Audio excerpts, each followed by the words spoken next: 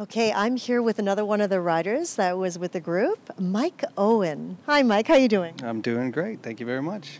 So, Mike, tell us a little bit about yourself. Well, I'm currently living here in Los Angeles. I work in the film business as a stuntman, stunt coordinator, and I keep myself busy on various kinds of projects. So when this opportunity came by to do the highest pass and be able to take motorcycles over the Himalayas, I was like, I'm on board. So I want to check this out and see what this is all about. So it's kind of cool. Very cool. So how did it come about for you? I mean, did someone approach you? Did you know Anand or Adam? Yeah, well, I actually didn't know anybody, which was really, really fun for me because it was at a time where, my father was starting to go into hospice and a lot of things were going on, and I just had this idea that it would be nice to go ahead and get lost somewhere for a little bit just to get away.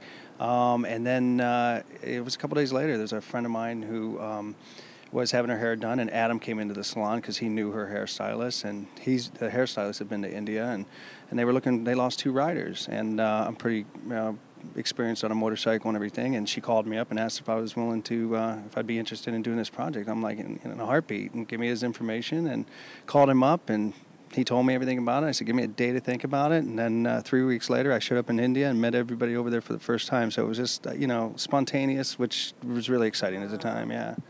That's really fantastic. Very exciting. So were you into meditation or anything like that beforehand? Not at all. Funny, right before, that experience came where I got that phone call just a few days before that was Mother's Day. Mm-hmm. And my neighbor who practices yogi and surfs, and we were sitting around in the backyard for Mother's Day, and I was cooking, and we started talking about meditation, and I said, man, I don't know a whole lot about it. And so it was funny how 3 days later I get this call. It's kind of like, writing on the wall. It's like I learn everything about it. I was really interested more in the motorcycle trip, but I knew that going over to India and going over to in the Himalayas and this experience of meeting Anand, who I had an opportunity to see him on YouTube, and I thought, well, this would be cool. I don't know anything about Eastern philosophy or meditation, yoga. I did yoga classes, mostly Bikram, and I only do that to keep my muscles, as I'm aging, to keep them flexible. Really, it's more intense that way. Once I got to meet Adam and Anand and started really getting into their views and of life, how they see it, and yoga and everything, and try to practice it and work it into my schedule as best I can. I mean, it was fascinating. It's different. Oh yeah. And then now that tell us a little bit about your experience on this journey. Well, my experience was it was more about being in India and in the Himalayas and watching. I think kind of poor people coming out to the road, nomads, for instance, little kids that didn't have anything, didn't have, glass in their huts, I mean, they would come run out on the road, and they were the most happiest people and spiritual people that I've ever met that had nothing. So for me, my perspective changed when I came back. I actually was moving in with my girlfriend, and I had my house where I had furniture and all kinds of stuff. She had everything anyhow, and I had a friend who was moving in to rent my place, and I was going to leave everything, and he didn't want it so I said, you know what? I said, let's just put everything in a pod, and I went to her house, and 3 weeks later it all showed up, and 2 days later we put it on the yard for a yard sale, and I just basically got rid of crap. Wow. And I just kind of cleared it out. I go, I don't need that, I don't need that, I don't need that. And some people that needed stuff, that friends of ours that have some trying time, we gave stuff away and everything. It was just one of those things for me over there. The culture of India and just how unimportant these materialistic things are. So I was able to release that. And it was only a few months later my father passed, and I was able to get a little bit more grounded, I think.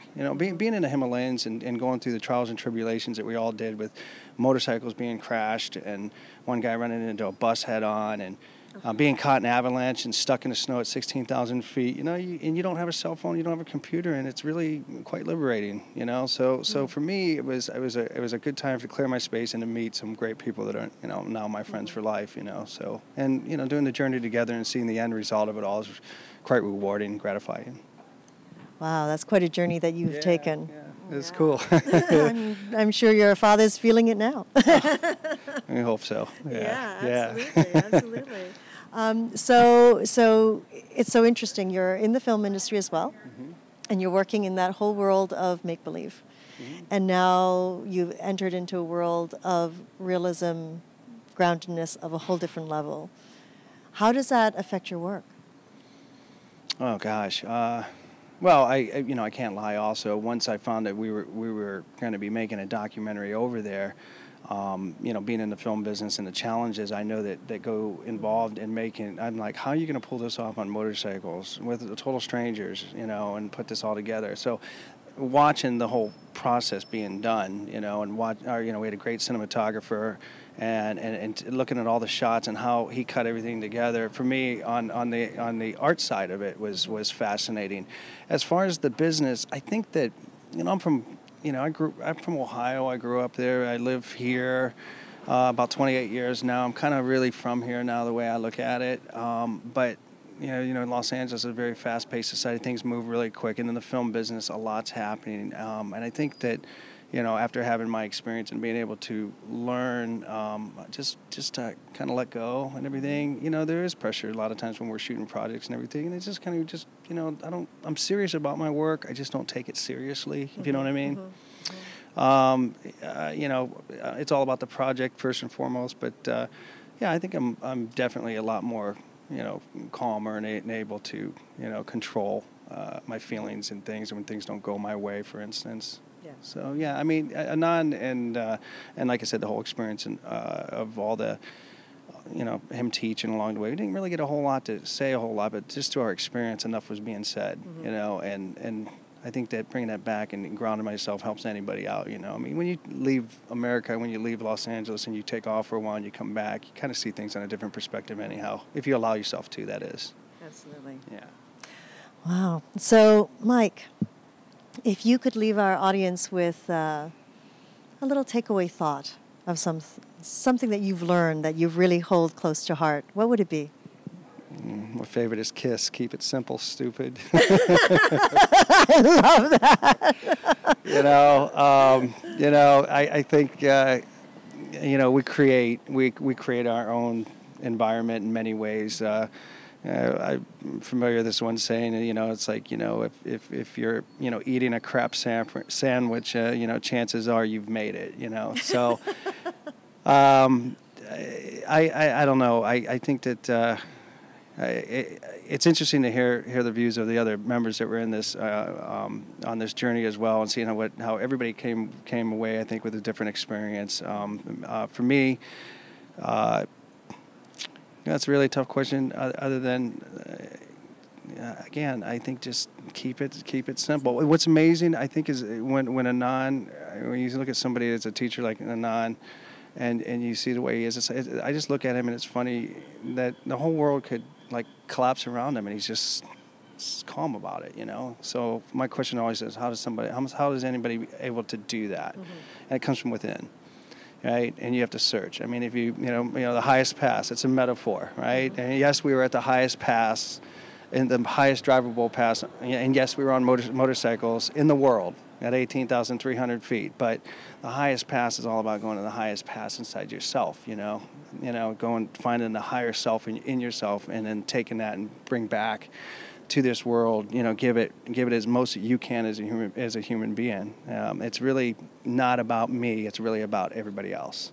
And that's the way I see it. And I think that Anand was able to take me on a journey and in that direction where, I definitely think different now than before when I left. Fantastic. It sounds like you're just at the beginning of your journey. Yeah, that's what I'm told.